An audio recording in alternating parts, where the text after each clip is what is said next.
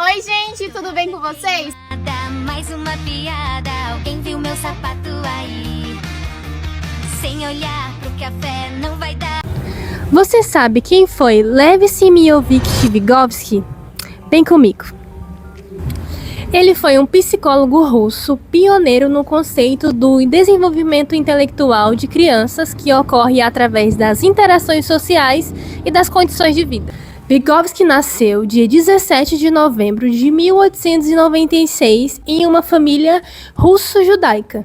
Na Rússia cesarística, naquela época, o povo judeu sofria muitas restrições, e uma delas era que as vagas nas universidades para os estudantes judeus eram muito limitadas. Mas mesmo assim, Vygotsky conseguiu ingressar em uma universidade, iniciando o curso de medicina, mas mudou para direito, onde se formou e simultaneamente se formou também em filosofia e literatura. Atuou em um curso de psicologia no Instituto de Treinamento para Professores, onde implementou um laboratório de psicologia. E então ele começou a ficar conhecido como psicólogo, com trabalhos aceitos e até mesmo no segundo Congresso de Psiconeurológico em Leningrado, realizado em 6 de janeiro de 1924. Pouco tempo depois, Luria e Leontiev juntaram-se a Vygotsky, onde se formou a conhecida Troika. Esse grupo de pesquisa motivou Vygotsky a retornar ao curso de medicina que antes havia deixado pela metade, com o objetivo principal ser o conhecimento. A Guerra Civil, a Primeira Guerra Mundial, a repreensão política prejudicou muito o povo russo na época. Então, acabou levando muitas crianças a viverem sem teto, vagando, roubando e até mesmo se prostituindo em troca de dinheiro para tentar sobreviver. O país enfrentava um alto índice de analfabetismo e uma educação muito fraca, o sistema educacional bem abaixo. Foi aí que despertou em Vygotsky o interesse por crianças com dificuldade de aprendizagem. Ele passou a trabalhar na área e criou um laboratório para estudar crianças com problemas mentais, crianças com necessidades especiais. E mais tarde, este laboratório se tornou um instituto experimental de defectologia em Moscou. Entre 1929 e 1934, Vygotsky investigou como as mudanças sociais afetam o pensamento. Em 1934, ele realizou uma expedição com Luria para a Ásia Central para observar a transformação dos camponeses com os trabalhos coletivos e modernos. Também, em 1934, ele criou um novo departamento de psicologia, onde pretendia reunir vários outros pesquisadores soviéticos. Contudo, em 9 de maio de 1934, sofreu uma hemorragia na garganta e em 11 de junho de 1934 acabou falecendo de tuberculose. Após sua morte, Vygotsky ficou reconhecido como um grande pensador marxista, embora um ano antes ter sido marginalizado pelo regime stalinista, acusado de idealista. Ele foi enterrado em um cemitério prestigiado em Moscou, em um local muito honrado do país. No encontro memorial em Moscou, em 6 de janeiro de 1935, Luria disse: "Essa morte foi ainda mais trágica, dada que Lev Semyonovich morreu em meio à devoção e ao amor de todos, pela primeira vez em sua vida, estando à beira de concretizar todos os seus planos e reunir o grupo organizado de pesquisadores com que ele vinha sonhando por toda a vida e que poderia realizar tudo o que estava escondido nesse cérebro de um gênio." Oi, gente, tudo bem com vocês? Bom, hoje eu vou falar sobre um assunto muito importante da psicologia e da educação, o construtivismo social de Lev Vygotsky. Mas calma que não é nada muito difícil, tá? Pra falar a verdade, depois que a gente entende, faz muito mais sentido. Vygotsky foi um psicólogo russo que acreditava que a gente não aprende sozinho. Ele dizia que o conhecimento é algo que a gente constrói junto com outras pessoas e com a cultura que a gente vive. Para ele, a aprendizagem é um processo social. Por exemplo, quando a criança começa a falar, ela não aprende aquelas palavras sozinha. Ela apenas repete o que ela ouve e aos poucos ela vai entendendo como a linguagem funciona. Ou seja, a aprendizagem nasce nas interações com o outro. E é aí que entra o conceito dele muito famoso, que é o ZDP, Zona de Desenvolvimento Proximal. O que seria isso? Basicamente, é o espaço entre o que a pessoa já sabe fazer sozinha e o que ela ainda precisa de ajuda. Vygotsky dizia que o papel do professor, dos colegas e da família é ajudar o aluno nessa zona, nesse espaço, até que ele consiga caminhar sozinho. Esse apoio tem até um nome, andame. Isso mesmo, assim como o andame ajuda o predeiro a construir uma casa, um edifício, o professor ele dá suporte até que o aluno consiga construir seu aprendizado. E quando o aluno consegue aprender, esse andame é retirado. O construtivismo social, ele vai nos mostrar que a cultura também influencia muito no modo como a gente aprende. A língua, as tradições, os costumes e até mesmo os objetos que estão ao nosso redor, eles fazem parte do processo de aprendizagem. Por isso, a escola ela deve valorizar o que o aluno traz da sua realidade e ajudar ele a se desenvolver a partir disso. Na prática, o ensino baseado no socioconstrutivismo é um ensino colaborativo. Os alunos eles aprendem em grupo, trocam ideias e resolvem problemas juntos. O professor ele atua como um guia e não apenas alguém que está ali para passar um conteúdo. Para resumir, a aprendizagem social, a linguagem é essencial e o ensino precisa respeitar o nível de cada aluno e oferecer a ajuda na medida certa. O ensino é algo que se constrói com o outro. Ou seja, Vygotsky nos mostra que a gente aprende mais quando estamos em grupos do que estamos sozinhos. É isso, gente. Espero que vocês tenham entendido um pouquinho mais sobre o que é o socioconstrutivismo. Agora, iremos analisar alguns pressupostos que fundamentam a abordagem histórico-social de Vygotsky. Ou seja, estamos aqui construindo cultura que irá moldar as próximas gerações futuras, assim como nós fomos constituídos de uma cultura da geração passada. O homem é um ser histórico-social, um ser histórico-cultural, o homem é moldado pela cultura que ele próprio cria. Pegamos, por exemplo, a criação de um indivíduo nascido, criado em uma sociedade indígena.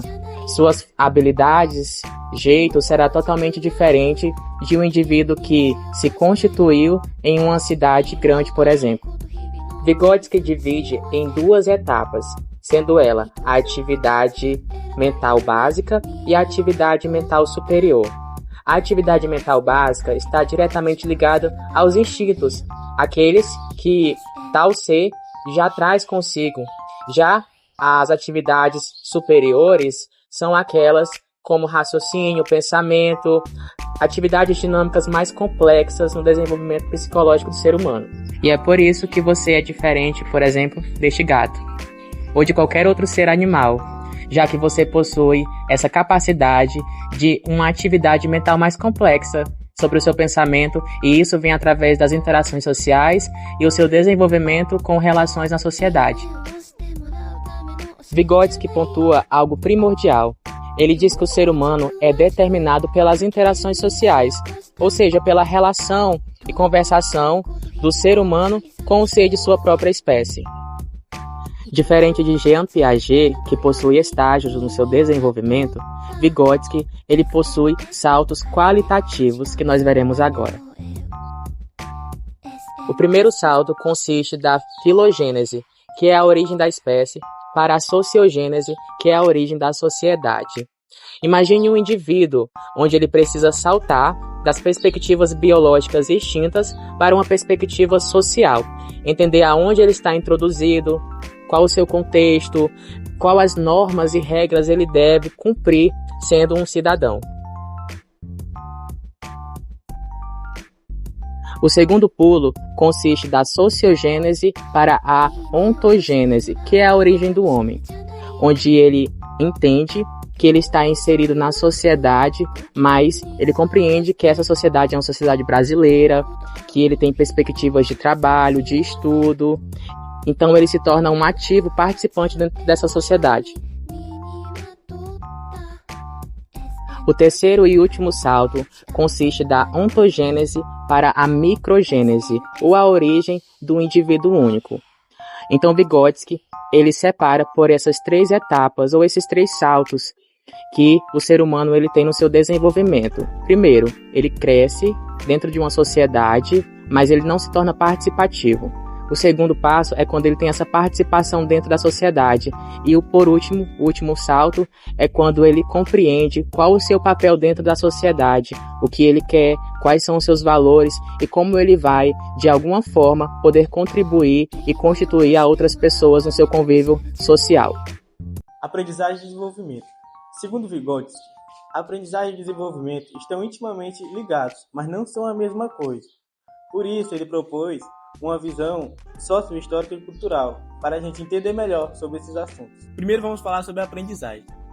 A aprendizagem, já está dizendo, é o que vem antes, é a teoria. A parte que você primeiro aprende as instruções, para depois você se desenvolver através do que você aprendeu. Ele acreditava que a aprendizagem vem antes do desenvolvimento, porque ela que estimula e impulsiona o crescimento mental da pessoa. Quando uma criança aprende algo novo, com a ajuda de um familiar, um colega ou um professor, ela se desenvolve cognitivamente. No ponto de vista dele, a criança não aprende um determinado assunto sozinha, pois ela precisa de um mediador. Quase no que já foi dito e falado, na base da teoria de Vygotsky, primeiro o indivíduo aprende, para depois ele aplicar ou desenvolver o que ele aprendeu.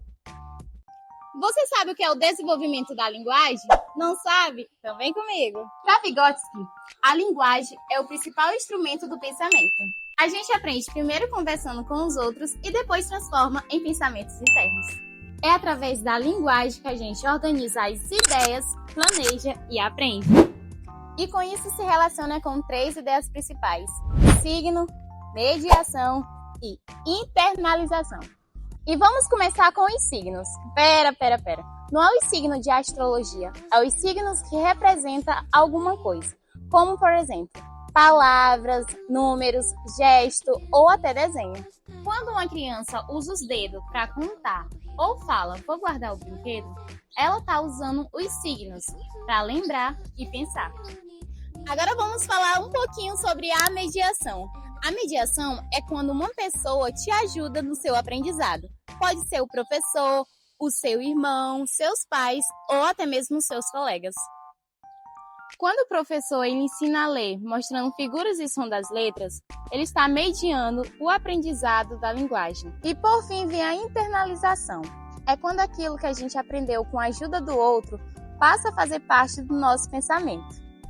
E por exemplo, a criança que precisava ouvir arruma o brinquedo, depois passa a dizer para si mesmo e com o tempo só pensa nisso. Isso é internalização. Então, segundo Vygotsky, a linguagem é o caminho entre o social e o individual. Aprendemos primeiramente com os outros e depois transformamos tudo isso em pensamento próprio. É por meio de falar e da convivência que o ser humano desenvolve o jeito de pensar e de agir.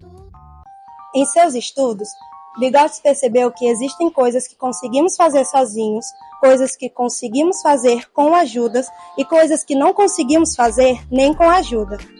Isso se chama ZDP, Zona de Desenvolvimento Proximal. E para Vygotsky, existem 3 zonas de desenvolvimento. A primeira, Zona de Desenvolvimento Real, que é onde você aprende sozinho. Já a outra é a Zona de Desenvolvimento Potencial, onde você aprende com a ajuda de outro, ou para Vygotsky, a ajuda de outro mais experiente. E existe a ZDP, Zona de Desenvolvimento Proximal, que é a distância entre a Zona de Desenvolvimento Real e a Zona de Desenvolvimento Potencial. É como se fosse uma ponte entre elas. O professor tem a função explícita de intervir na zona de desenvolvimento proximal do aluno, assim causando progressos que não ocorreriam espontaneamente. A partir dessa intervenção do professor, algo que a criança conseguia fazer com a ajuda de outros vira algo que ela consegue fazer sozinha. Vamos pensar no seguinte: existem 2 crianças gêmeas que nasceram em uma comunidade machista, onde espera-se que o menino cresça e tenha sucesso, enquanto a menina espera-se que ela só cresça e seja bonita. Aos 10 meses, quando a criança está no processo de engatinhar, já avançando para andar, o pai, como o outro mais experiente, ajuda o menino construindo uma sala de brinquedos para que ele avance nesse processo. Já a menina também tem habilidades, também pode conseguir, porém não recebe nenhum apoio da família.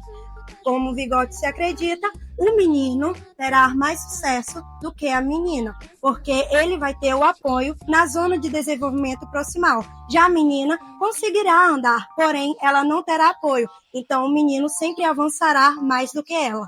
Resumindo, a zona de desenvolvimento proximal, no contexto escolar, por exemplo, é quando o professor percebe que o aluno já sabe e o ajuda a aprender algo novo. Com esse apoio, o aluno vai alcançando novos aprendizados e, com o tempo, consegue fazer sozinho aquilo que antes precisava de ajuda. Assim, ele está sempre avançando no seu desenvolvimento. Agora eu vou falar sobre o desenvolvimento dos conceitos segundo Vygotsky, uma teoria que nos mostra como o pensamento e a linguagem são formados por meio das interações sociais e da cultura. Para Vygotsky, os conceitos que organizam o nosso conhecimento não nascem prontos. Eles se desenvolvem passando por 3 principais etapas, que são os conceitos sincréticos, pensamentos por complexos, que é onde vai entrar os pseudoconceitos, e por último, os conceitos verdadeiros ou científicos. Os conceitos sincréticos ocorrem na nossa infância, bem no início de nosso desenvolvimento. Nesse estágio, o pensamento da criança é confuso e desorganizado. Vygotsky cita na sua obra Pensamento e Linguagem que nos agrupamentos sincréticos a criança une objeto de modo vago e instável, baseando-se em impressões subjetivas e associações fortuitas. Ou seja, a criança ela junta as coisas porque parece se encaixar, mas sem lógica alguma. Por exemplo, ela chama todos os homens de pai, mas não sabe o significado da palavra pai. Na segunda etapa, ocorre o pensamento por complexos, que é quando a criança começa a organizar o mundo de forma mais coerente. Ela organiza e cria grupos de coisas relacionadas com base na experiência. E entre os tipos de complexos, o mais importante é o pseudoconceito, que, por definição de Vygotsky, é quando a criança e o adulto utilizam a mesma palavra, mas sua base psicológica de suas generalizações é diferente. Ou seja, a criança ela utiliza a palavra corretamente, mas ela não sabe o significado abstrato da palavra. Por exemplo, ela chama o gato, o cachorro, o macaco, o papagaio de animal, mas ela não sabe o significado do que realmente é um animal. E por fim, na terceira e última etapa, ocorrem os conceitos verdadeiros ou científicos, que é quando o pensamento se torna consciente e voluntário. Segundo Vygotsky, o verdadeiro conceito surge somente quando o sujeito é capaz de compreender e controlar suas próprias operações mentais. Agora, a pessoa sabe o significado das palavras e consegue generalizar logicamente. Esses conceitos nascem com a ajuda da linguagem, da educação e da convivência com adultos. Em conclusão, para Vygotsky, o desenvolvimento desses conceitos é um processo social e gradual. A criança passa do pensamento confuso para o intuitivo até chegar ao pensamento consciente e lógico. E é por meio da linguagem e da educação que o pensamento simples e concreto se transforma em pensamento científico e consciente.